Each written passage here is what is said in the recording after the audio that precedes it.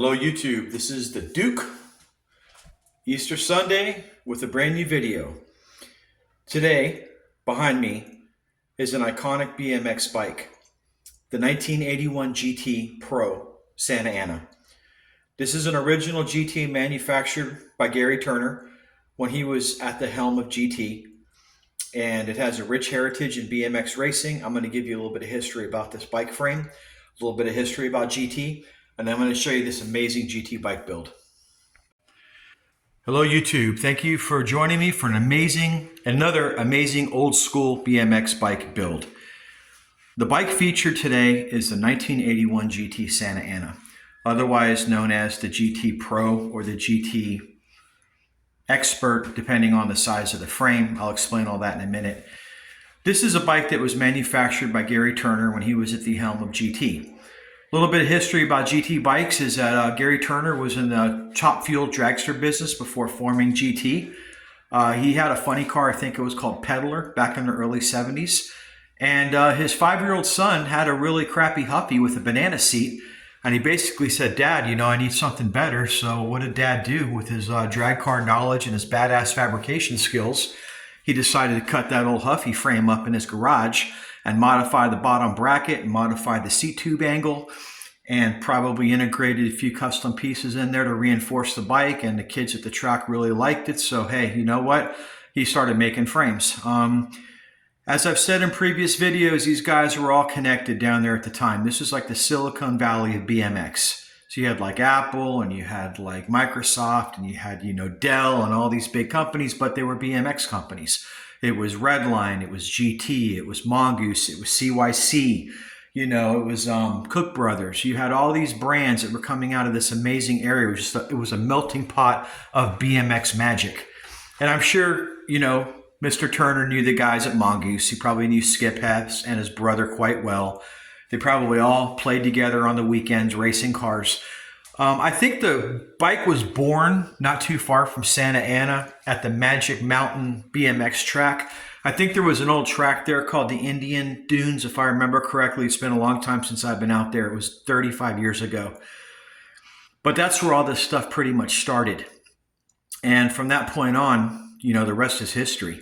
He became the most legendary go-fast BMX bike maker of his period. By the end of the 70s, you were either on a Redline Pro line, a Redline MX2, or a GT, or maybe a Team Mongoose. If you weren't on one of those three bikes, and I'm not getting into exotic vintage BMX bikes like Cook Brothers and Unicorn bikes because not many kids had those, but if you were in one of these, you did well. Okay, so as I was saying, rest is history. Long story short, here we are 45 years later. His son now makes the most badass GT bikes. Custom makes probably 30, 40 frames a month. I think doing it by himself, if he can kick out one frame a day, he's doing pretty damn good.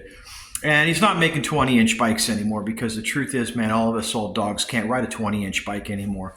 We're all 6 foot, 200 pounds plus, and we need 24, 26, and 29-inch cruiser bikes.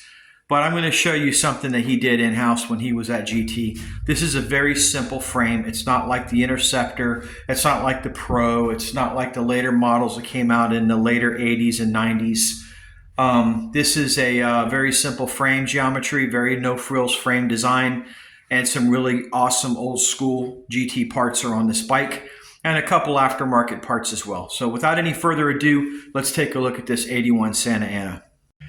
All right, boys and girls, feast your eyes on this beauty.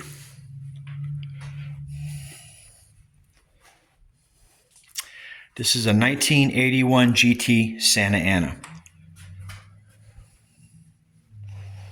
And I'm just going to do a walk around on this bike, and then I'm going to get into breaking down the components for you guys to illustrate what makes this bike so incredible.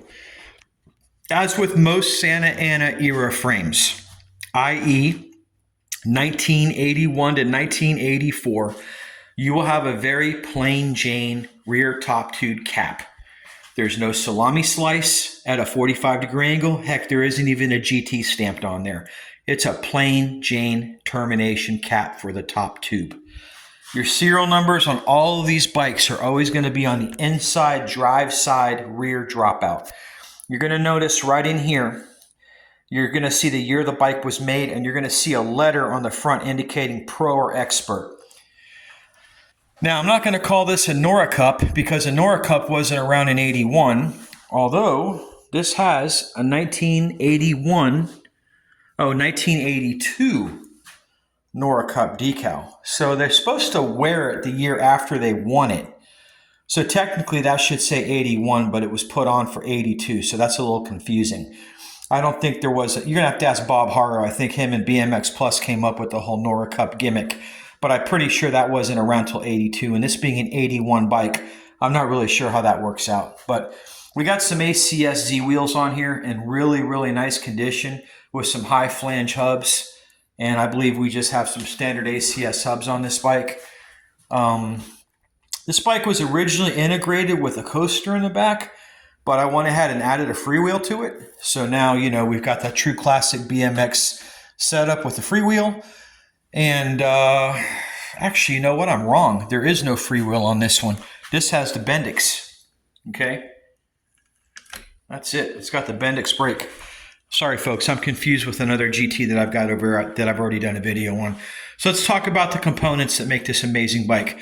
For starters, we have a GT Pro Freestyle Tour polished seat post clamp. I got this off a dude on eBay who hand polishes these. Says he puts about 10 hours into each one to bring out that kind of shine. Amazing seat post clamp. Up here we got an ACS polished stem. And I've got a set of red anodized Tough bars and a set of original Oakley F1 grips. Oh, it says Oakley grip system right there, and I believe these are the F1s. Okay. Got a set of undrilled GT forks. You notice the very early series did not have a hole in the front fork, so you couldn't even mount a front brake caliper on this setup. This was a lightweight rocket that was just meant to win races. Technically, this bike doesn't even need this rear Dicomp MX-1000 because it has a rear coaster brake. I don't know why this is on this bike, but I guess the person who originally raced this bike, and this was a bike that was raced by a GT rider back in the day in California, and I'm not dropping any names because I'm not a name dropper, but I guess they wanted to have the flexibility of using either the coaster brake or the finger pull rear brake. So this bike has both of them. This bike also has a set of tourney cranks. Okay, these are Shimano tourneys with a 44 tooth chainring and a 5-clamp sprocket. Spider. And we got a set of original old school. These are not repops. These are original BM7s. Okay, and that's an MX seat. That's a KMX. Excuse me. That's a KMX, and it has the zinc coated gold seat guts in there that look incredible as well. Altogether, this is a very well put together GT Nora. Actually, let me say that again, GT Santa Ana. And that's why we call it a Santa Ana, because this bike was born in Santa Ana. So we talked about earlier how the Santa Ana area, Santa Barbara, Corona, down in the valley, all this area there was like the birthplace of BMX. In the 80s, it was the birthplace of adult porn and VHS videos and movies. Prior to that, it was a wholesome area that made a bunch of kick-ass bikes for kids. And those of you guys in California who are watching my video, many of you probably raced as kids out there, and you were probably racing bikes in this era when the Schwinn Scrambler and the Schwinn Stingray and the Huffies with the banana seats were the most popular bikes out there. And a BMX track back in that day was a hayfield or a field for growing citrus that a guy just plowed with his front end loader and back bladed a track for the kids to race on. I believe the Indian Trails at Magic Mountain started out just like that. And then from there, National Bike League, the NBL, got involved and sanctioned tracks all across the country. And the whole thing just became a conglomerate sanctioned by magazines, ads, advertisements, corporate ownership, all the stuff that ruins everything it touches. And yeah, I guess at some point it took over GT as well. But let's be thankful that today we don't walk into a Walmart and see GT bikes on the racks next to Mongoose bikes, because that would really be a Greek tragedy if we saw that. Fortunately, I guess when Mr. Turner got out of GT, probably sometime in the 90s, I think he finally cut his losses and got out and Probably went back to basket weaving or art, or maybe he had a little mom and pop business with his wife he helped run. These guys usually get out of this and they go into something. They do epoxy floor finishes. They do custom home building. Once they're put through the meat grinder of getting involved with these venture capitalists, these big corporations that take their name, and like I said, they just put lipstick on a pig and bastardize it, usually with a cheap line of bikes that are made in China.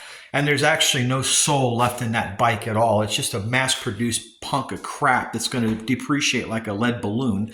It's never going to be a collector bike. It's never going to go up in value. This, on the other hand, is a complete opposite of that. This is a bike that will always maintain a value and a demand because this is the real McCoy.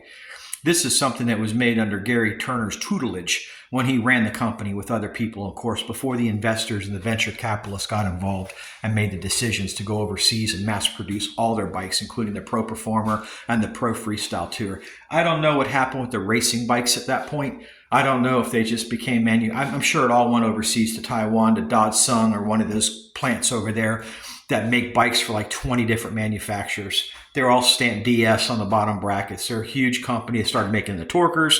They started making the Red Lines. They started making some Mongooses. I mean, you name it. They started manufacturing a bunch of these bikes in that Taiwanese plant. Now, let me slow down for a minute. This particular bike is the first evolution of a GT bike that was actually made for the retail market. This is a bike that they were able to produce enough numbers in California. This is a California-made GT. They were still able to produce enough numbers on this bike that they can call this a homemade GT bike, okay? The salami slice version with the GT printed on the back, from what I understand, and I'm not a complete GT expert here, from my understanding, the Mach 1 and the Interceptor and all those bikes that came afterwards with the GT printed on the back top tube, right here where I showed you I have nothing there, those are Taiwanese-made bike frames. At that point, they were just using Mr. Turner's name. His welds were not involved. His craftsmanship was not involved. Those bikes were just mass-produced. Okay, yeah, they probably made kick-ass Pro Performers there and Pro Freestyle Tours. They did nice epoxy baking on the oven of the powder-coated finish. By the way, GT never painted their bikes. They were electrostatic powder-coated bikes. Okay, the Pro Performer is powder-coated. A lot of arguments on the internet about the GTs originally being painted. They're not painted. You can talk to anybody who knows GT well. They innovated powder coating back in the day. They were very environmentally sensitive. They didn't want EPA coming up their ass. They did everything they could to try to comply, and it made a better finish, much more beautiful, vibrant colors. You know, House of Color wasn't around back then. We didn't have the type of paint technology we have after Imron came on the scene and paint technology exploded. Powder coating was the only way to really achieve those day glow colors, the beautiful electric blue, you know, that magenta, all those colors that they made on the Pro Performer and the PFT. You really couldn't achieve that with enamel paint. So they went ahead and just revolutionized the technology of powder coating.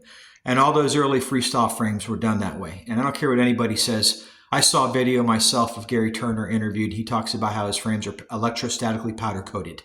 That's it. End of story. Chrome plating and powder coating is what you got. Like I say in all my videos, I like chrome plated racing bikes like this. I like powder coated freestyle bikes.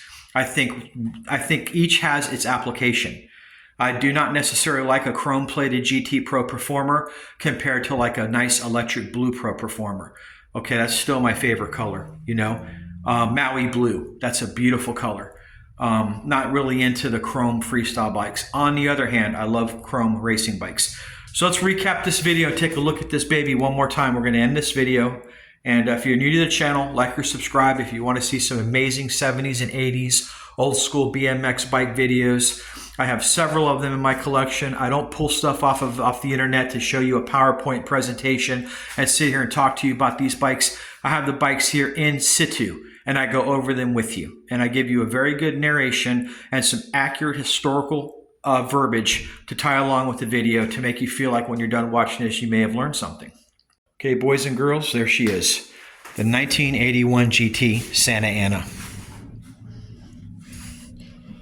This is going to conclude this video. I'm going to give you a top view of the rider's position. Okay. And that is it. All right, guys, thanks for watching. Till the next one, this is the Duke Later.